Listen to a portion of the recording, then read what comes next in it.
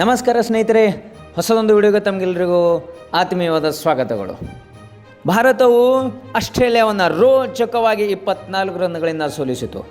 ಹೌದು, ನಾವೆಲ್ಲರೂ ಅತ್ಯಂತ ಕಾತುರದಿಂದ 19 ನವೆಂಬರಿಂದ ಕಾಯ್ತಾ ಇದ್ದೀವಿ, ಯಾವಾಗ ನಾವು ಆಸ್ಟ್ರೇಲಿಯಾ ಜೊತೆಗೆ ಸೆಣಸಾಡ್ತೀವಿ, ಅವರನ್ನು ಸೋಲಿಸ್ತೀವಿ ಅಂತಕ್ಕಂಥದ್ದು.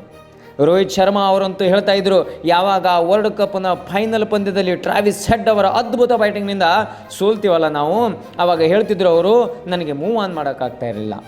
ಆ ಇಡೀ ಟೂರ್ನಮೆಂಟ್ ಪೂರ್ತಿಯಾಗಿ ಅದ್ಭುತವಾಗಿ ಬ್ಯಾಟಿಂಗನ್ನು ಮಾಡಿದ್ವಿ, ಆದರೆ ಕೊನೆಯ ಪಂದ್ಯದಲ್ಲಿ ಸೋಲುವುದರ ಮುಖಾಂತರ ವರ್ಲ್ಡ್ ಕಪ್ಪನ್ನು ನಾವು ಕಳೆದುಕೊಂಡು ಬಿಟ್ಟಿದ್ವಿ.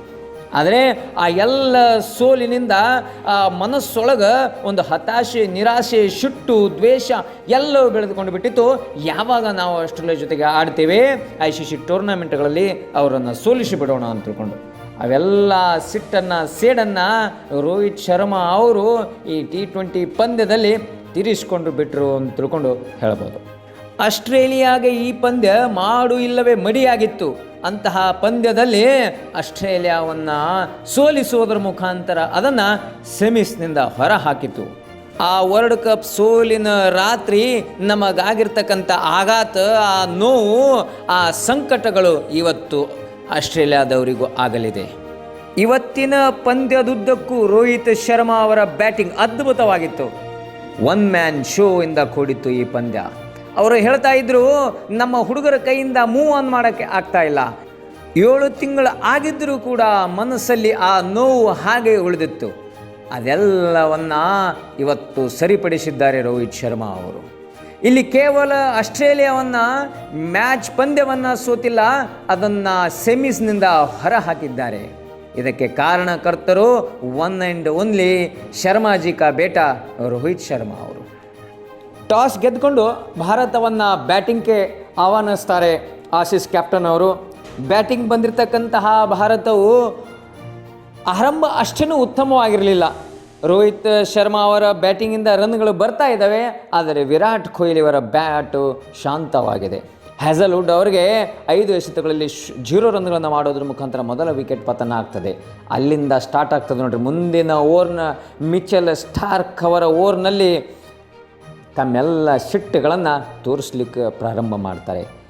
ಮೊದಲ ಎಸೆತವನ್ನು 6, ಎರಡನೇ ಎಸೆತವನ್ನು ಕೂಡ 6ಗೆ ಹೊಡಿತಾರೆ. 3ನೇ ಎಸೆತದಲ್ಲಿ ಬೌಂಡ್ರಿ, 4ನೇ ಎಸೆತದಲ್ಲಿ 6, ಮುಂದಿನ ಎಸೆತವನ್ನು ಡಾಟ್ ಮಾಡ್ಕೊಳ್ತಾರೆ. ಮುಂದೆ ಒಂದು ವೈಡನ್ನು ಹಾಕ್ತಾರೆ ಮಿಚೆಲ್ ಸ್ಟಾರ್ಕ್ ಅವರು. ಮತ್ತೆ ಕೊನೆಯ ಎಸೆತದಲ್ಲಿ 6ಅನ್ನು ಹೊಡೆಯೋದ್ರ ಮುಖಾಂತರ ಈ ಓವರ್ನಲ್ಲಿ 29 ರನ್ಗಳನ್ನು ಗಳಿಸ್ತಾರೆ ರೋಹಿತ್ ಶರ್ಮಾ ಅವರು. ಅವರ ಒಂದು ಬ್ಯಾಟಿನಿಂದ ಬೆಂಕಿ, ಬಿರುಗಾಳಿ, ಸುನಾಮಿ, ಸುಂಟ್ರುಗಾಳಿ ಎಲ್ಲವೂ ಕೂಡ ಬರ್ತಾ ಇದ್ದಾವೆ ಏನೋ ಆ ವೆಸ್ಟ್ ಇಂಡೀಸ್ನಲ್ಲಿ ಅಂತ ತಿಳ್ಕೊಂಡು ಅನ್ನಿಸ್ತಾ ಇತ್ತು.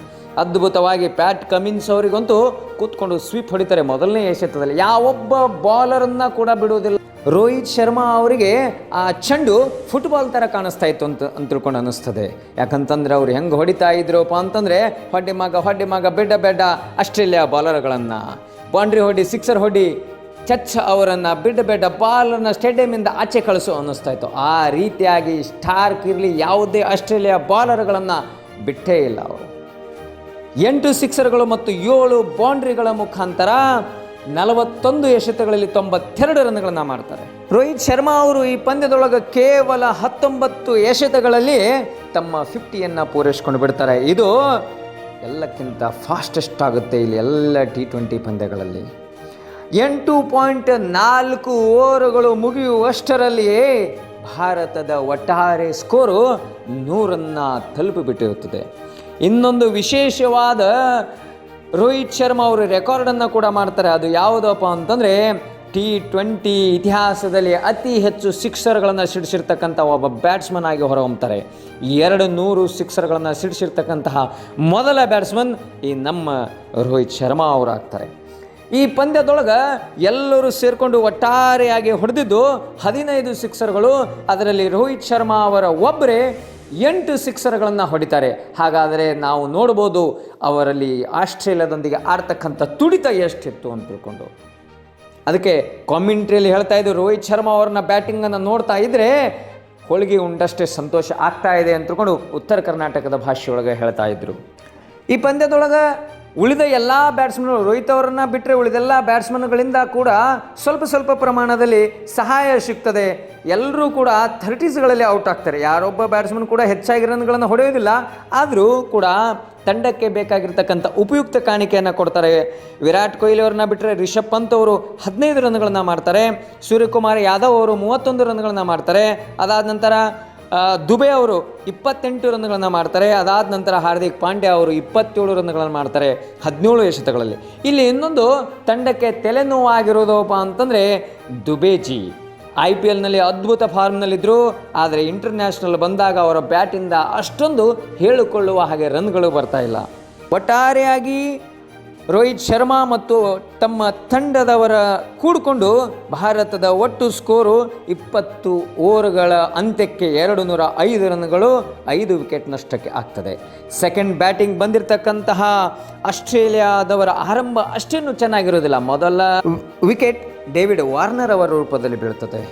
ಅದಾದ ನಂತರ ಮಿಚ್ ಮಾರ್ಷ್ ಮತ್ತು ಟ್ರಾವಿಸ್ ಹೆಡ್ ಅವರು ಅದ್ಭುತವಾದ ಪಾರ್ಟ್ನರ್ಶಿಪ್ಪನ್ನು ಮಾಡ್ತಾರೆ. ಇಬ್ಬರು ಕೂಡ ಅದ್ಭುತವಾಗಿ ಬ್ಯಾಟಿಂಗನ್ನು ಮಾಡ್ತಾಯಿದ್ರು. ಆದರೆ ಕುಲ್ದೀಪ್ ಯಾದವ್ ಅವರ ಬಾಲಿಂಗಲ್ಲಿ ಮಿಚ್ ಮಾರ್ಷ್ ಅವರು ಅದ್ಭುತವಾಗಿ ಸಿಕ್ಸನ್ನು ಹೊಡಿಬೇಕಂತ ತಿಳ್ಕೊಂಡು ಭಾರಿಸಿರ್ತಾರೆ.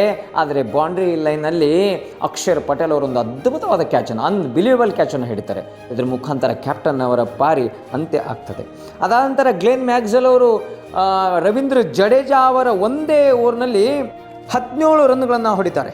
ಅದಾದ ನಂತರ ಮುಂದೆ ಬಂದು ಹೊಡೆಯುವ ನಿಟ್ಟಿನಲ್ಲಿ ತಮ್ಮ ಚಾಣಾಕ್ಷತನದಿಂದ ಬಾಲಿಂಗ್ ಮಾಡಿರ್ತಕ್ಕಂಥ ಕುಲ್ದೀಪ್ ಯಾದವ್ ಅವರು ಮ್ಯಾಕ್ಸ್ವೆಲ್ ಅವರನ್ನು ಬೋಲ್ಡ್ ಮಾಡ್ತಾರೆ. ಅದಾದ ನಂತರ ಅಕ್ಷರ್ ಪಟೇಲ್ ಅವರು ಮಾರ್ಕಸ್ ಸ್ಟೈನ್ಸನ್ನು ಔಟ್ ಮಾಡ್ತಾರೆ. ಮುಂದೆ ಉಳಿದಿರ್ತಕ್ಕಂಥದ್ದೆಲ್ಲವೂ ಕೂಡ ಕಣ್ಣು ಮುಂದೆ ಇದೆ. ಅದ್ಭುತವಾದ ಈ ಪಂದ್ಯವನ್ನು ನಾವು ಗಮನಿಸ್ಕೊಂಡ್ರೆ ಕೇವಲ ರೋಹಿತ್ ಶರ್ಮಾ ಅವರು ಅಷ್ಟೇ ಇಲ್ಲ, ಅದ್ಭುತವಾಗಿ ಮಿಡಲ್ ಆರ್ಡರನ್ನು ಸಂಭಾಳಿಸಿದ್ದಪ್ಪ ಅಂತಂದರೆ ಬಾಲಿಂಗ್ ಡಿಪಾರ್ಟ್ಮೆಂಟಲ್ಲಿ ಕುಲ್ದೀಪ್ ಯಾದವ್ ಅವರು. ಒಂದು ಕಡೆ ಹಾರ್ದಿಕ್ ಪಾಂಡ್ಯ ಅವರು ಅತಿ ಹೆಚ್ಚು ರನ್ಗಳನ್ನು ನೀಡ್ತಾ ಇರ್ತಾರೆ ಈ ಪಂದ್ಯದೊಳಗೆ. ಜಸ್ಪ್ರೀತ್ ಬುಮ್ರಾ ಅವರಿಗೂ ಕೂಡ ಒಂದು ಓವರ್ನಲ್ಲಿ ಬೌಂಡ್ರಿಗಳು ಬೀಳ್ತವೆ. ಆದರೆ ಎಲ್ಲದಕ್ಕೂ ಹೆದರುವುದಿಲ್ಲ. ಮಿಡಲ್ ಆರ್ಡರಲ್ಲಿ ಬಂದು ಎಷ್ಟು ಅದ್ಭುತವಾಗಿ ಕುಲ್ದೀಪ್ ಯಾದವ್ ಅವರು ಬೌಲಿಂಗ್ ಮಾಡ್ತಾ ಇದ್ದಾರೆ ಅಂತಂದರೆ ಅವರಿಗೆ ಹೊಡಿಲಿಕ್ಕೆ ಸಾಧ್ಯನೇ ಆಗೋದಿಲ್ಲ. ಅಷ್ಟು ಅದ್ಭುತವಾಗಿ ಬೌಲಿಂಗನ್ನು ಕುಲ್ದೀಪ್ ಯಾದವ್ ಅವರು ಮಾಡ್ತಾಯಿದ್ರು. ಅವ್ರು ಮಾಡಿರ್ತಕ್ಕಂಥ 4 ಓವರ್ಗಳಲ್ಲಿ 24 ರನ್ಗಳನ್ನು ನೀಡಿ ಇಂಪಾರ್ಟೆಂಟ್ ಆಗಿರ್ತಕ್ಕಂಥ 2 ವಿಕೆಟ್ಗಳನ್ನು ತೆಗಿತಾರೆ. ಮುಂದೆ ಯಾವಾಗ ಜಸ್ಪ್ರೀತ್ ಬುಮ್ರಾ ಅವರು 17ನೇ ಓವರನ್ನು ಮಾಡಲಿಕ್ಕೆ ಬರ್ತಾರೆ ನೋಡ್ರಿ, ಆ ಸಂದರ್ಭದಲ್ಲಿ ಟ್ರಾವಿಸ್ ಹೆಡ್ ಅವರನ್ನು ಕ್ಯಾಚ್ ಔಟ್ ಮಾಡ್ತಾರೆ. T20 ವರ್ಲ್ಡ್ ಕಪ್ನಲ್ಲಿ ಅವತ್ತಿನ ದಿವಸ ರೋಹಿತ್ ಶರ್ಮಾ ಅವರು ಹೊಡೆದಿರ್ತಕ್ಕಂಥ ಶಾಟನ್ನು ಕ್ಯಾಚ್ ಹಿಡಿದಿದ್ದು ಇದೇ ಟ್ರಾವಿಸ್ ಹೆಡ್ ಅವರು ಓಡೋಗಿ ಹಿಡಿತಾರೆ. ಈ ಪಂದ್ಯದಲ್ಲಿ ಟ್ರಾವಿಸ್ ಹೆಡ್ ಅವರು ಹೊಡೆದಿರ್ತಕ್ಕಂಥ ಶಾಟನ್ನು ಆ ಕ್ಯಾಚ್ ಹಿಡಿದಿದ್ದು ರೋಹಿತ್ ಶರ್ಮಾ ಅವರು. ಆ ಪಂದ್ಯದಲ್ಲಾಗಿರ್ತಕ್ಕಂಥ ಘಟನೆ ಅದರ ಶೇಡು ಇಲ್ಲಿ ತೀರಿಸ್ಕೊಂಡು ಬಿಡ್ತಾರೆ. ಅದ್ಭುತವಾಗಿ ಕೊನೆಗಂತೂ ಅದ್ಭುತವಾಗಿ ಬಾಲರ್ಗಳು ಬಾಲಿಂಗನ್ನು ಮಾಡೋದ್ರ ಮುಖಾಂತರ ಈ ಪಂದ್ಯದ ಮೇಲೆ ಹಿಡಿತವನ್ನು ಸಾಧಿಸಿ ಪಂದ್ಯವನ್ನು 24 ರನ್ಗಳಿಂದ ಗೆದ್ಕೊಂಡು ಬಿಡ್ತಾರೆ. ಈ ಪಂದ್ಯದ ಹೀರೋಗಳು ಒಂದು ಕಡೆ ರೋಹಿತ್ ಶರ್ಮಾಜಿಯವರಾದರೆ, ಇನ್ನೊಂದು ಕಡೆ ನಮ್ಮ ಬಾಲರ್ಗಳಾಗಿರ್ತಕ್ಕಂಥ ಕುಲ್ದೀಪ್ ಯಾದವ್ ಅವರು, ಅಕ್ಷರ್ ಪಟೇಲ್ ಅವರು, ಹಾಗೆ ಜಸ್ಪ್ರೀತ್ ಬುಮ್ರಾ, ಹರ್ಷದೀಪ್ ಸಿಂಗ್ ಇವರೆಲ್ಲರ ಒಂದು ಉಪಯುಕ್ತವಾಗಿರ್ತಕ್ಕಂಥ ಬಾಲಿಂಗ್ ದಾಳಿಯ ಮುಖಾಂತರ, ಮಾರಕವಾದ ದಾಳಿಯ ಮುಖಾಂತರ ಆಸ್ಟ್ರೇಲಿಯಾ ಬ್ಯಾಟ್ಸ್ಮನ್ಗಳನ್ನು ಒಂದು ಹಂತದಲ್ಲಿ ಇನ್ನೇನು ಆಸ್ಟ್ರೇಲಿಯಾ ಗೆದಿತದೆ ಅಂತ ತಿಳ್ಕೊಂಡು ಅನ್ನಿಸ್ತಾ ಇತ್ತು. ಟ್ರಾವಿಸ್ ಹೆಡ್ ಅವರು ಅದ್ಭುತವಾಗಿ ಬ್ಯಾಟಿಂಗನ್ನು ಮಾಡ್ತಾಯಿದ್ರು. ಆದರೆ ಟ್ರಾವಿಸ್ ಹೆಡ್ ಅವರಿಗೆ ರನ್ ಕೊಡದೇ ಇರೋ ಥರ ಬಾಲಿಂಗ್ ಮಾಡಿದ್ದು ನಮ್ಮ ಇಬ್ಬರು ಸ್ಪಿನ್ನರ್ಗಳು ಅಕ್ಷರ್ ಪಟೇಲ್ ಮತ್ತು ಕುಲ್ದೀಪ್ ಯಾದವ್ ಅವರು. ಹೀಗಾಗಿ ಭಾರತವು ಗೆದ್ದು ಬೀಗಿದೆ. ಭಾರತವು ತನ್ನೆಲ್ಲ ಆ ವರ್ಲ್ಡ್ ಕಪ್ನಲ್ಲಿ ಆಗಿರ್ತಕ್ಕಂತಹ ಆ ಸೇಡನ್ನು ಇವತ್ತು ತೀರಿಸಿಕೊಂಡಿದೆ ಅಂತ ತಿಳ್ಕೊಂಡು ಹೇಳ್ಬೋದು. ಅದನ್ನು ಆಸ್ಟ್ರೇಲಿಯಾವನ್ನು ಸೆಮೀಸ್ನಿಂದ ಹೊರ ಹಾಕಿದೆ. ಇದೇ ಬ್ಯಾಟಿಂಗ್ ಸಾಮರ್ಥ್ಯ ಮುಂದಿನ ಪಂದ್ಯದಲ್ಲಿ ಸೆಮೀಸ್ನಲ್ಲಿ ಬರಲಿ. ಇಂಗ್ಲೆಂಡ್ ಜೊತೆಗಿನ ಪಂದ್ಯದೊಳಗೂ ಕೂಡ ರೋಹಿತ್ ಶರ್ಮಾ, ವಿರಾಟ್ ಕೊಹ್ಲಿ, ದುಬೇಜಿ, ಪಂತ್, ಹಾರ್ದಿಕ್ ಪಾಂಡ್ಯ, ಸೂರ್ಯಕುಮಾರ್ ಯಾದವ್ ಎಲ್ಲರೂ ಕೂಡ ಅದ್ಭುತವಾಗಿ ಆಡಲಿ.